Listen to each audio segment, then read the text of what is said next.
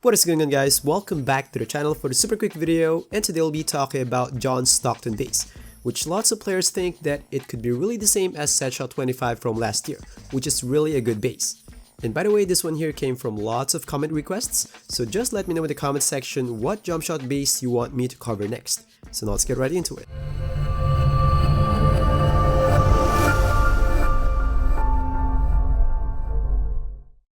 So before we start, just a quick disclaimer that all these are just stats and not everything about a base can be put into numbers, like how it sets the feet of your player, the flow, or how it blends with your dribble style, and some other stuff. So I'm not judging them overall. These are just additional info that you can add to your consideration in choosing your base. So now for the shot speed, as I expected, it's right there at the second place, just about a couple of frames behind KPJ.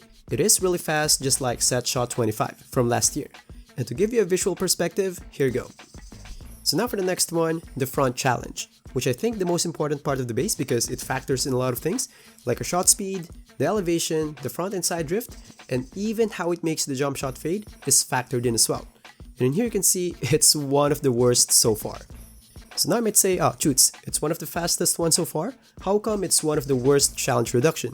I know what you mean, so to get some sense out of it, I tried to compare it with KD base, and in here you can see the front drift is really bad. You can see here that the ball was really exposed. Not only that, because you can notice here that the release point was really low. Those are the perfect recipe for a bad challenge reduction. And to give you more perspective, let's compare it with KPJ base, which has low elevation as well, but somehow had a bit of a better challenge reduction than this one.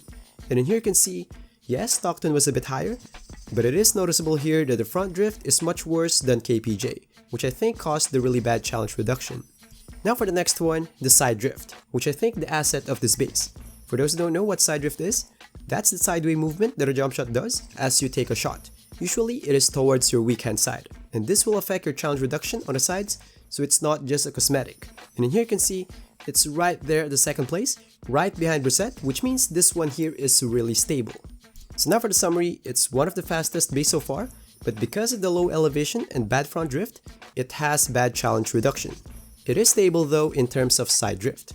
So it looks like SETSHOT 25 when you look at it visually, but they're not actually the same. SETSHOT 25 back in 2K22 has good challenge reduction. So that's all for the video. If you guys like it, please smash that like button and please consider subscribing for more videos. And don't forget to drop by the channel for lots of other contents. And as always, stay safe and happy gaming, guys. Peace.